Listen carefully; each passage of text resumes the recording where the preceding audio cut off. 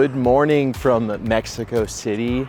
Today I am taking you on a bit of a day in the life with type 1 diabetes in this awesome city. I've been here for 3 weeks now. I was traveling with some friends and now I am on my own. This city is beautiful. There are so many fun things to do and see. Today I'm gonna take you on a journey, doing my thing here in Mexico City, eating food, controlling my diabetes, and telling you more about the city. So let's go do it. First, we're gonna head over to breakfast at my go-to spot. And there's a reason why it's my go-to spot, and I'll tell you about that in just a second. One of the things I love the most about this city is how communal it is. At lunchtime, you'll just see so many people out eating by the taco carts together, and there's just this awesome sense of everyone hanging out, so fully connected with everyone. I don't think I've ever lived in a city where it's felt so connected with the community, where people are just hanging out in every corner, you've got kids playing. It's pretty awesome. I think the other thing I love most about this city is just how much wildlife there is. I mean, there are trees everywhere and plants, and there's this one street in Condesa area called Amsterdam, and it's this walkway that goes all the way around this entire area. I'll take you over there later, but just these walkways full of wildlife. It's so green. It just feels like you're breathing in a lot of great air, except for some of the pollution, which is not so cute. One thing that I've had to get used to is just like the roads or the sidewalks aren't perfect, so you don't really want to be filming and walking, which is kind of why I've stopped here. There are just driveways sometimes, and you'll just trip.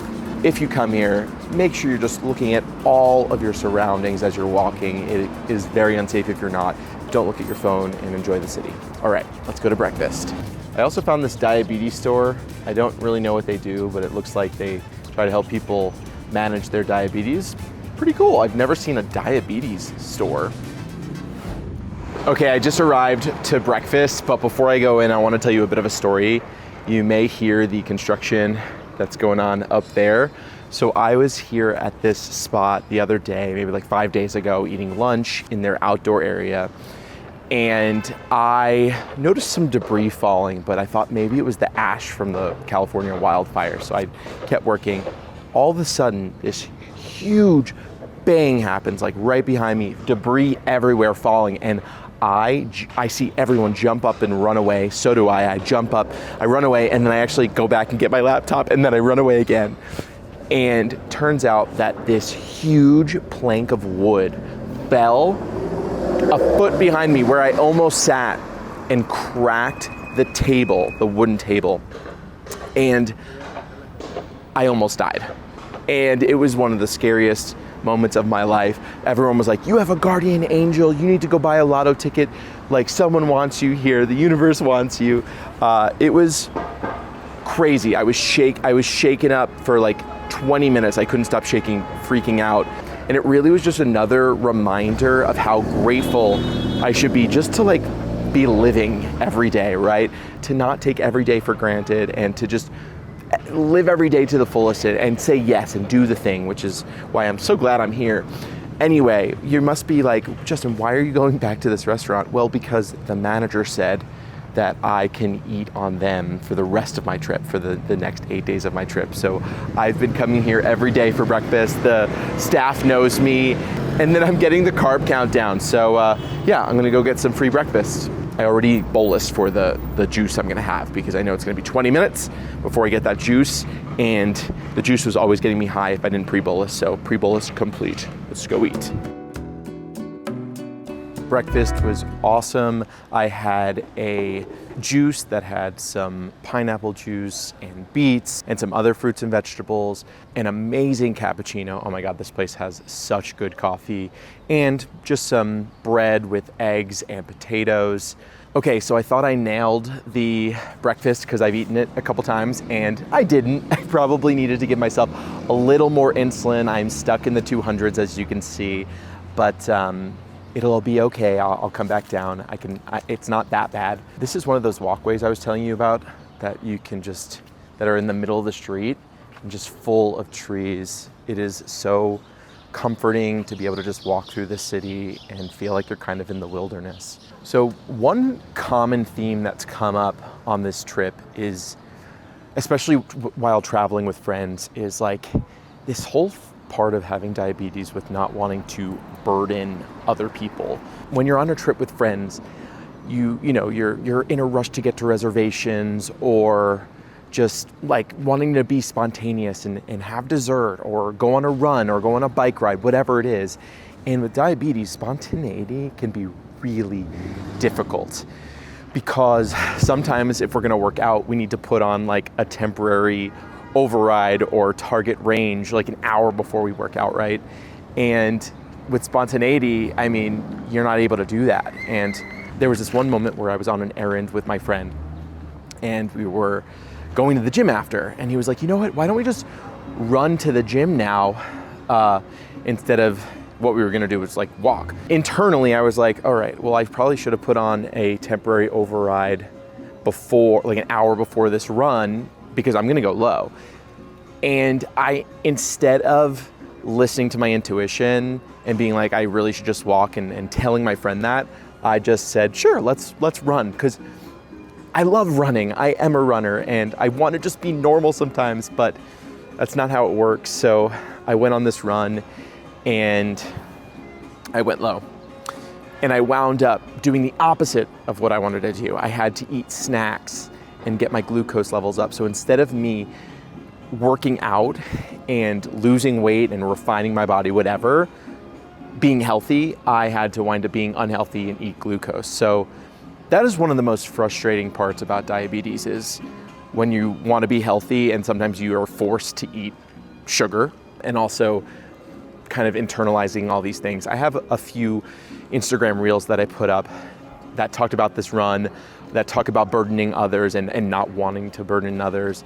And also I went on this food and bike tour that was so cool around the city, and that was like a whole crazy experience, like having to, hop on and off a bike, eat all these different foods that I've never had before, and just like managing my glucose levels during that. It wasn't easy.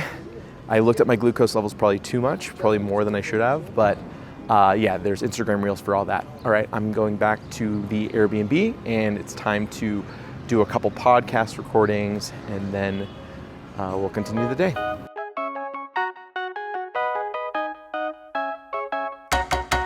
Welcome to the Airbnb and my makeshift podcast studio. I put like clothes and blankets wherever I can to create soundboarding, because it's very echoey in here. Echo! Bam, bam, bam! Yeah, my makeshift podcast studio. So I've got my laptop, my MacBook Pro. I also have this Belkin accessory for my iPhone, and I use continuity camera to connect my iPhone camera to my computer. That way I have a really nice camera, also super portable, right? That I can use for my podcast. I bring one light with me, but yeah, and then I've got this really cool background. I saw this in the Airbnb listing, and I was like, okay, this is gonna be great because it has little decorations that go with Mexico City, and it adds a little character to my set. Also, it looks like my glucose levels are coming back down. That down arrow always freaks me out, but I think it should be fine. There is like 1.5 units of insulin still on board. So I've got orange juice right with me during this podcast. And you know what's the best thing about being a podcaster in the diabetes space? Everyone gets it. If you go low, they'll understand and you can take a break. So I'm never too worried about that. Okay, before my next podcast recording, I'm gonna grab some lunch. And I've gotta say, my favorite thing about Mexico City is the food. It is amazing, it's not very expensive. Let's go get some food and count the carbs. Oh, also, this is what my blood sugar is looking like. It looks like it came down during the recording, and I nailed breakfast. It wasn't so bad. All right, let's eat. Anyway, I came to this little place near my Airbnb. They've got games, and I just ordered a salad with beets and some chicken and some ricotta. It'll be a nice light meal, low carb before my podcast interview, which will be nice, just so I don't have to worry about like over carb count or anything. I'll give myself a little bit for the beets and stuff. But yeah, let's see how this food goes. Let's see what it looks like. And I also got, of course, Coca-Cola sin azúcar, Coca-Cola Cero. Ooh, we got the surprise bread bowl, so we're gonna have to carb count for that. I mean, I'm only gonna have like a couple of breadsticks maybe with some of this cream cheese, so I don't know, 15 grams of carbs, 20, maybe I'll have a little more. It's good. Okay, I did eat a little more bread than I expected to. Bread is basically sugar. It will just turn right into glucose in my system and spike my levels, so hopefully that the bolus that I gave myself for the salad starts working for the bread, and then I'm going to give myself a little more bolus now for the bread, but really for the salad now. I guess I'll probably check in before my podcast right before and see where my levels are then, and then after the podcast as well. Just finished podcast number 2, and I nailed that bolus. Oh my God, I am so proud of myself. Look at that. Barely went up, and I mean, I ate bread and beets and some tomatoes. Those were like my carbs maybe out of everything. So yeah, not so bad. Happy with the way it worked out. There are a couple other things about this city that have completely surprised me. And the first is that this city has a ton of French influence. And that's because over time, there have been 2 leaders that envision Mexico City like France. So they built the streets, the circles, statues in that vision, but also there's influence with the food. This place has incredible pastries. Like, this is pastry scene. The guava roll, to die for. I'm obsessed. Rosetta Bakery and Lardo, where I went for breakfast and had incredible pastries.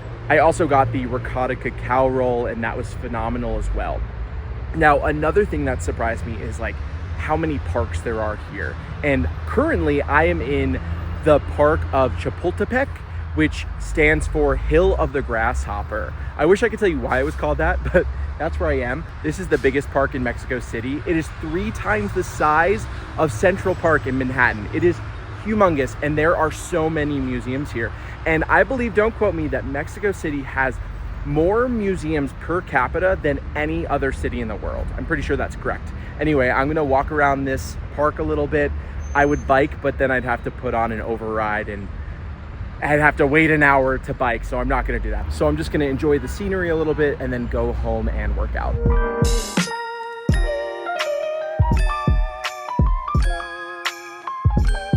So I have gone to the gym almost every single day on vacation, and I guess it's a work vacation now, and it's been fantastic. I've made sure to find a place that always has a gym, because I need the gym to be like downstairs or like less than a 5-minute walk. Anyway, whenever I work out, especially when I'm doing cardio, I always put on a temporary override an hour before I work out. I use DIY Loop. So this is what it looks like. What's cool with this system is that I have the ability to set an override that not only changes my target goal, but also how much insulin I want delivered. So in this case, I always put that it's like 60 to 70% less insulin delivery. So I have that on for an hour before my workout. So when I work out, when I run fast. I don't go low. And it works pretty much every single time. So I've already been running for almost 16 minutes, 2 kilometers. Don't tell me what that is. Actually, I think that's like 1.2 miles. I've been converting kilometers to miles and kilograms to pounds like this whole vacation. I've learned a lot. But yeah, look at this. This is my glucose levels now. After running for 16 minutes, my levels are already coming down. They're gonna dip below that range, but that's fine because I just set it really high so that I don't go low. Now, I'm sure a lot of you are on different systems. Let me know how you manage your workouts, whether it's weightlifting or running, with your insulin pump or your system in the comments. All right, back to the run. And just like magic, look at that. My levels are coming down from that run, and I just turned off the override because I'm not doing intense cardio anymore. I'm just gonna do some sit-ups, some abs exercises. But yeah, gotta love Loop. I'm a big fan. I also have other videos on DIY Loop and all the features I like on this YouTube channel. So I'll throw this in the show notes so you can learn more. Time for a smoothie after my workout. This is like why I work out, is so that I can have a protein shake after. This trip has been so amazing and rewarding. I've gotten to explore this incredible city with amazing food, beautiful, huge parks that are just full of life and community and relaxation. But it has come with some obstacles, like the first night at dinner with my friend. We get here, we go to dinner, we get margaritas, we start ordering food, and my pump dies. My insulin pump, my Omnipod just starts beeping and it failed. Never happens, but of course it happens on the first night. My friend was super understanding. I didn't finish my margarita. We went back to the place. I put on a new pump, and then I started carrying a needle, alcohol swabs, and an insulin vial, which I don't do, but I was just so worried about there being an issue where I'd have to have my friend go back with me or just me leave. So I started carrying that for like about a week. And then eventually I was like, I'm just gonna leave it in the room and this never happens. And then of course I've had so many highs and lows and uncontrollable glucose, but that's what happens on vacation.